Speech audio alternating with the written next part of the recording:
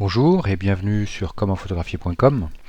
Alors dans la petite série des presets Lightroom, des paramètres prédéfinis, on va faire un paramètre, j'irai toujours un peu dans la veine du bon vieux temps de l'ancien. Donc là on a une étable un peu rustique pour avoir un peu un résultat comme ça, délavé, à l'ancienne, que moi j'ai appelé souvenir. Old souvenir. Donc alors, comment arriver à ce résultat? Donc, on reprend notre document d'origine. Donc, comme on le voit, donc on va délaver l'image, on va la passer, on va casser un peu les contrastes. Donc, on va jouer, je dirais, pour vous habituer au fur et à mesure à jouer un peu avec tout ce qu'on va avoir sur Lightroom au niveau du module développement. On va jouer un peu avec, je dirais, à peu près avec tout. La seule chose, c'est que on va jouer avec les courbes, on va jouer avec les virages. On modifiera un peu, on va mettre un peu de vignettage, on va toucher un peu à tout. Alors comment ça se passe? Donc au départ, l'objectif, donc comme on est dans une idée de faire quelque chose d'un peu ancien, donc au niveau de la balance des blancs déjà, donc on a une balance des blancs de nous qui est personnalisée, parce que ça c'est mon image de départ, qui est avec son réglage cette image a son propre réglage. La balance des blancs déjà, on va remonter un peu plus sur le jaune, on va passer à 5800 et on va monter un peu vers les magentas. Voilà, on va redescendre parce que je suis monté un peu beaucoup, on va redescendre à 15. Voilà. Ensuite, en expo, on va rien toucher, on va pas toucher au contraste. Par contre, dans les hautes lumières, on va baisser à -20. Au niveau des ombres, on va aller à 10. Voilà. Parce que dans les hautes lumières, donc on va essayer d'en récupérer, mais là je dirais c'est mort. Simplement pour essayer de récupérer un peu sur les images en général, c'est-à-dire de casser un peu le contraste et aller récupérer un peu de données dans les hautes lumières, dans tout ce qui est clair. Au niveau des ombres, je dirais c'est pareil, on va aller chercher un petit peu, un peu moins, mais on va aller chercher un petit peu, pardon. On va aller chercher un petit peu de matière dans les parties sombres. Ensuite, au niveau des blancs, on va pas y toucher. Par contre, ça va être au niveau des noirs. On va faire +10. Voilà. Donc là, c'est pareil, on va atténuer les noirs, on va réduire un petit peu le contraste. Mais rien de bien méchant. Donc là, moi, j'avais utilisé beaucoup de vibrance, donc on va pas toucher. Au niveau de la clarté, on va monter de 10 points, histoire d'avoir... oups là, qu'est-ce que j'ai fait? On avait dit 10, je reviens, je me suis trompé. Voilà. Donc au niveau de la clarté, on va prendre 10 aussi, histoire de booster un petit peu le contraste, ou la précision de l'image. C'est pas trop le contraste, c'est plus on va accentuer la clarté, on va accentuer un petit peu du contraste et de la netteté sur les précisions de l'image.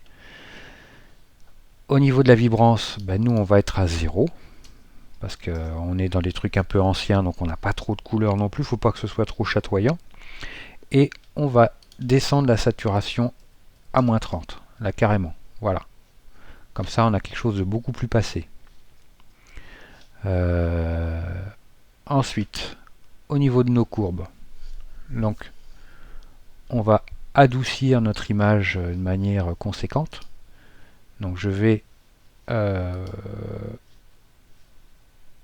oui, au niveau de mes courbes, remonter dans mes basses lumières pour adoucir mes basses lumières, mes sombres, mes noirs, casser un peu le contraste. Et ici, je vais revenir un poil au niveau des hautes lumières vers le noir. Si je reviens, voilà, on durcit un peu l'image. Donc je vais revenir un tout petit peu. Voilà. Ça me fait des courbes perso. Là, c'est bon. Au niveau de teinte, saturation, luminosité, couleur, noir et blanc, je ne vais pas y toucher. Hein, tout ça, je le laisse tel que. Par contre, ça va être au niveau de mon virage sépia où je vais donner un peu une allure, une couleur. Couleur vieille photo, un peu à mon image. Donc dans les parties haute lumière, on va aller un peu comme d'habitude dans du jaune-rouge. hein, donc ça sera du 38, donc on va être par là, 40, on va rester à 40, ça sera très bien. Alors en termes de saturation, mon image, on va aller sur du 26%, 25%, voilà, donc très peu, une couleur relativement peu soutenue, parce que si je veux qu'elle soit soutenue, je vais monter à ma saturation au max, comme ça, voilà, donc c'est pas top. 25, voilà. Ensuite au niveau de mes ombres, ben, on va partir sur quelque chose de bleu cyan, un peu comme toujours, hein. Donc là on est, je verrai un truc un peu dans les plus sur bleu que violet.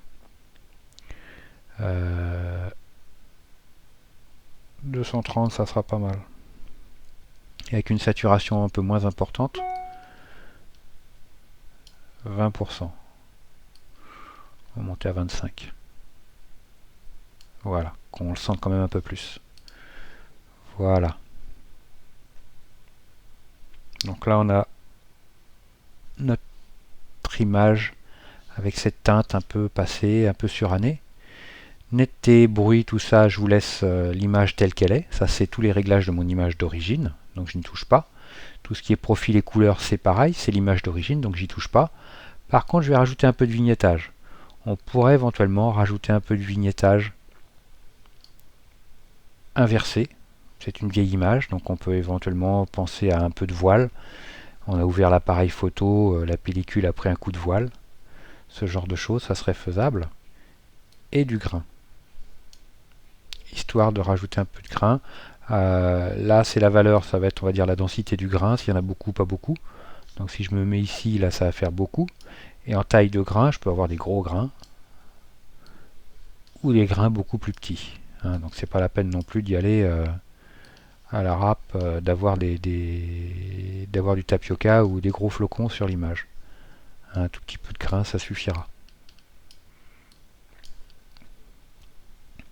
Voilà. Donc voilà mon image, voilà mon preset. Par rapport à l'original, j'avais fait un vignettage noir. Moi, bon, là, on a fait un vignettage clair, donc ça sera pas. Moi, je préfère. On est plus comme quoi on peut évoluer. Hein. Donc maintenant, mon preset, mon paramètre prédéfini, souvenir, old souvenir, je vais l'enregistrer. Donc ça va. On va l'appeler old souvenir.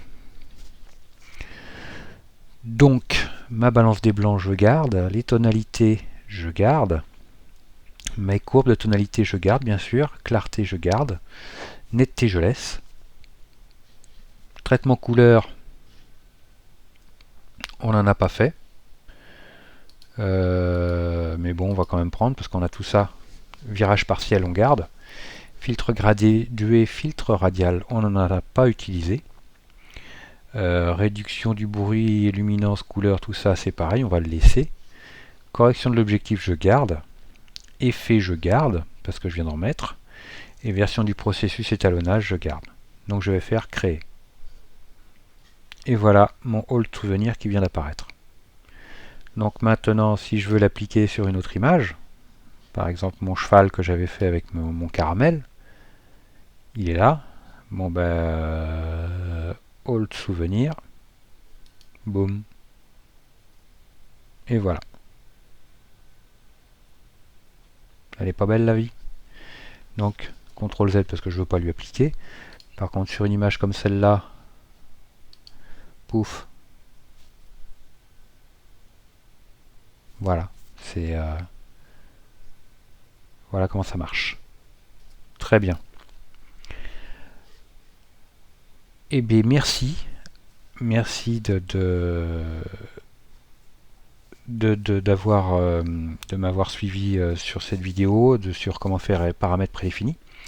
Donc je vous rappelle aussi, si ce paramètre prédéfini, donc on vient de le faire ensemble, vous l'avez enregistré. Si vous voulez le partager, le donner, le vendre, en faire ce que vous voulez, vous faites un clic droit dessus et vous faites exporter. Comme ça, votre paramètre, vous pourrez en faire ce que vous voulez, vous pourrez l'extraire de Lightroom et faire exporter. Et voilà. Bureau. Enregistré. Et voilà c'est fait. Écoutez, je vous remercie. Et puis je vous dis à très vite sur commentphotographier.com pour de nouvelles vidéos. Et puis n'oubliez pas, vous pouvez cliquer sur like sur cette vidéo, moi ça me fait plaisir. Et puis ça m'encourage aussi à vous fournir d'autres contenus de formation photo gratuits.